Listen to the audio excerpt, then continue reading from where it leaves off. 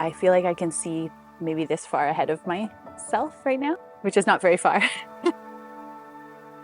So I'm trying to maybe let go of a lot of questions, like what am I going to do with my career? What is it going to look like? Where are my children going to go to school? And I'm moving back in with my parents. What is that going to look like? And we're going to try out living all together. And there's a lot of questions that I'm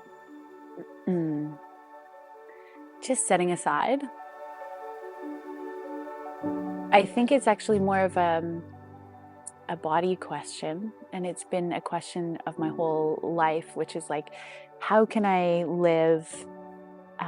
So it's like a feeling. I'm using words right now because we're talking to each other, but the feeling is something like, how can I live? What does it feel like to live like right at the boundaries of my skin? So I'm not stretched out and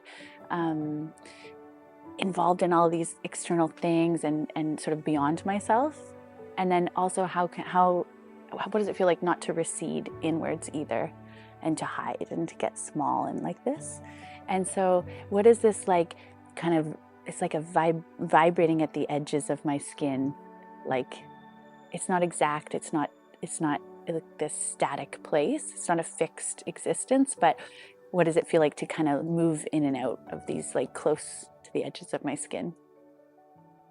And the good thing is that with these things is that I know the times, I know the feeling. I know it when it happens, I know when it's not happening. Interestingly, when I'm describing like being kind of close or just around my own boundaries, is that there's actually a real fuzziness to it. It's like a current in the ocean.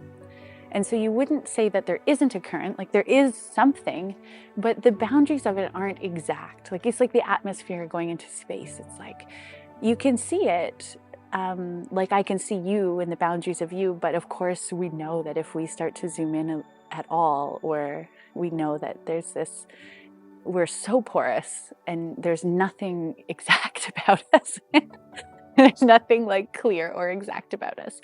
And so I suppose it's that feeling of actually just having that sort of fuzziness boundary. And I call that, but I'm taking this from the poet David Whyte, and I think his friend John O'Donohue, this like living conversation. So when I'm living at this sort of fuzzy boundaries of my skin, it's very alive and very connected in conversation with my surroundings. Yeah.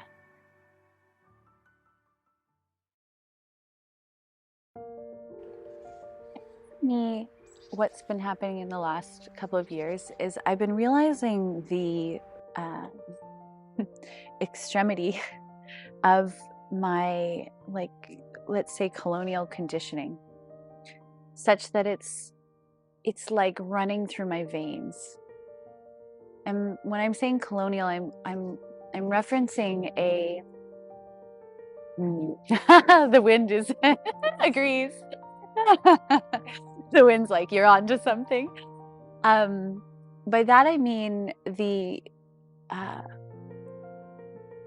this separation, as if human is not nature, human is not animal, and seeing ourselves as separate instead of just another creature.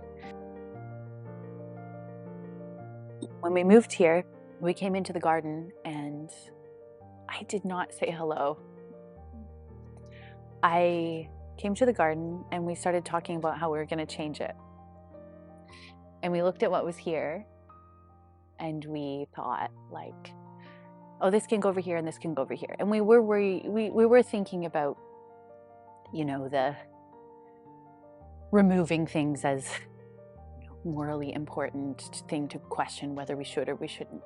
But we were looking at things also not as a garden and an ecosystem, but within our own fences. I was just realizing like how you can, I might read that in a book and it's all this abstract, but I was realizing how much it was a part of my life. Like you just take food and you don't ask, and you cut herbs, mint or something. And I was just realizing like how I was walking down the street and noticing only the humans or the buildings which I saw as human made, but where do they come from? right? And what are they still now? And we have, what is the sidewalk still now? Is this sort of geological magic? It still is. And I was realizing, oh my gosh, and I'm separating the sidewalk from the tree and treating one as alive and one as not, as if they're so separate. And so I'm really like slowly, probably lifelong process of unraveling that.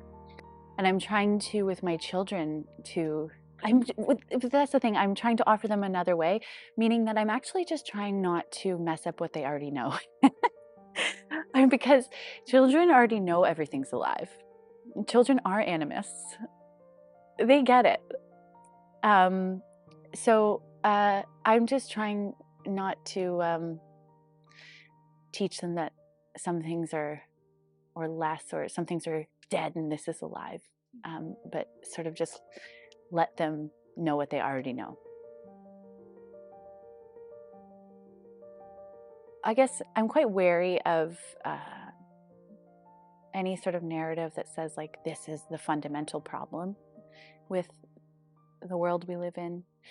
But I think one of the fundamental problems, one of the maybe many fundamental problems, is this sense of within a Western ideology and perception that we're all separate. And so I like this idea of being able to be within this sort of vibrant, alive ecosystem or ecology, where everything's alive and we're just a part of it. Like we're just a part of it, meaning like we're not that, like we're just another creature. And then also recognizing, I think what's really nice too is that like humans are beautiful. I love humans.